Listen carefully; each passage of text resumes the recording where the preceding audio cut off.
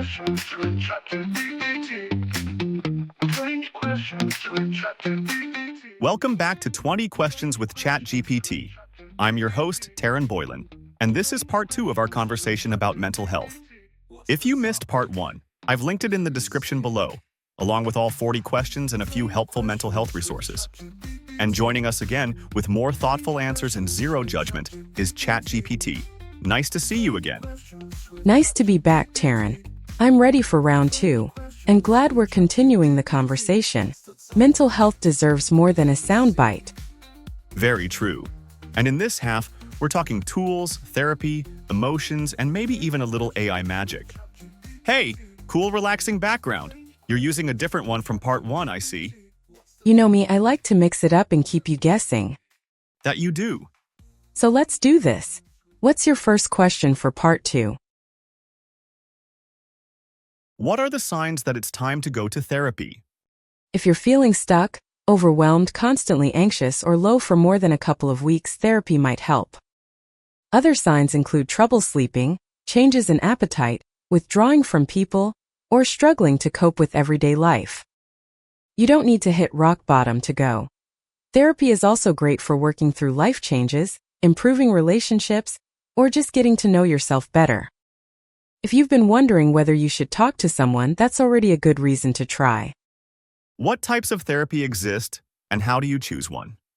There are many types of therapy, each with a different focus. Cognitive behavioral therapy, CBT, helps with patterns of negative thinking. Talk therapy or psychodynamic therapy explores past experiences and emotions. Other approaches include trauma-focused therapy, art therapy, and mindfulness-based practices. Choosing one depends on what you're struggling with and what style feels right to you. A good first step is finding a therapist you feel comfortable with. They can help guide the approach. It's okay to try a few before finding the right fit. Can medication really help with anxiety or depression? Yes, medication can help many people manage anxiety or depression, especially when symptoms are severe or long-lasting. Antidepressants and anti-anxiety medications work by adjusting brain chemistry, and they're often used alongside therapy for the best results. They're not a quick fix, and finding the right medication might take time, but for some, it's a crucial part of feeling better.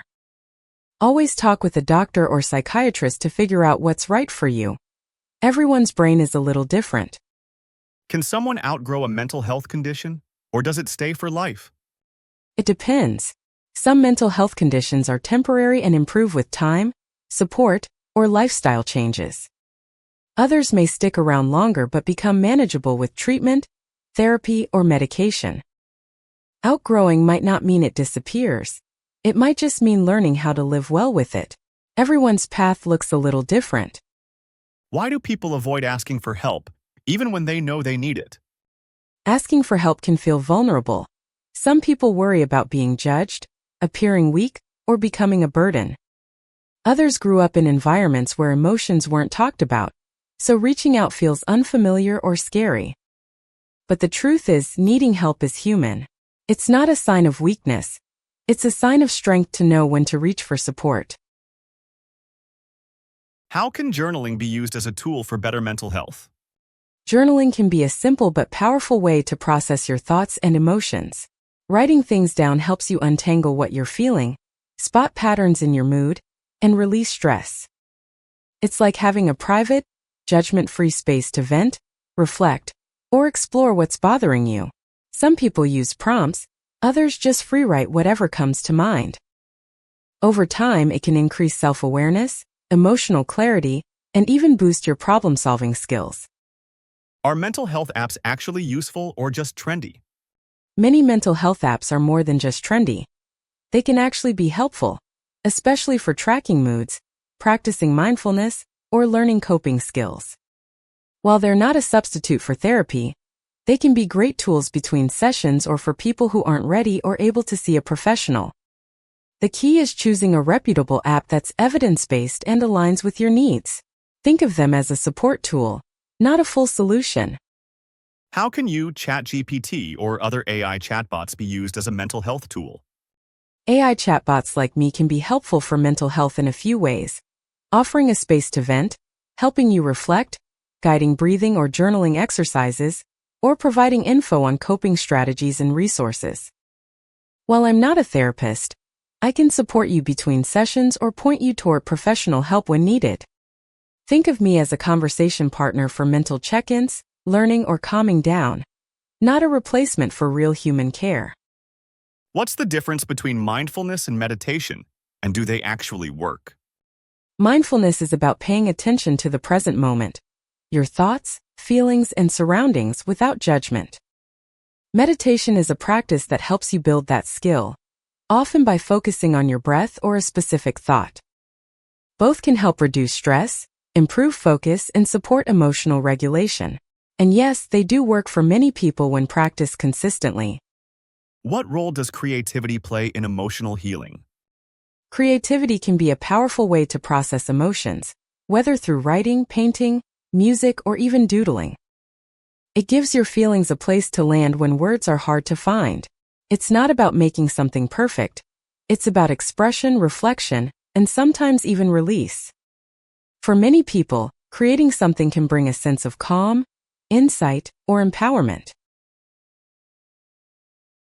Why do panic attacks happen, and how can you stop one in the moment?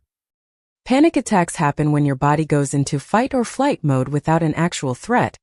It's like your brain hits the emergency button by mistake. In the moment, try grounding yourself. Breathe slowly, name 5 things you can see, or hold something cold.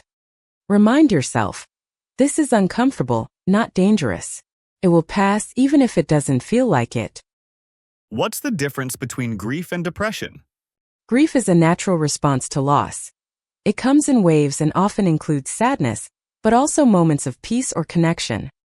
Depression tends to feel more constant, heavy, and hopeless, often without a clear cause. They can look similar, and sometimes grief can trigger depression, but grief usually still allows for moments of emotional flexibility. Can pets help with anxiety or depression? Yes, pets can be surprisingly good for mental health. Their companionship offers comfort, structure, and unconditional love.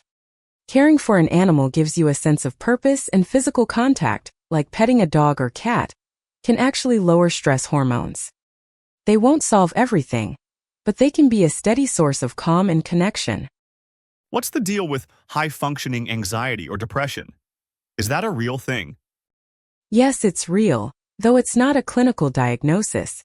High-functioning anxiety or depression means someone appears to be doing fine on the outside, keeping up with work, school, or relationships, but inside they're struggling. It's easy to miss because the signs are less visible, but the emotional weight is just as heavy.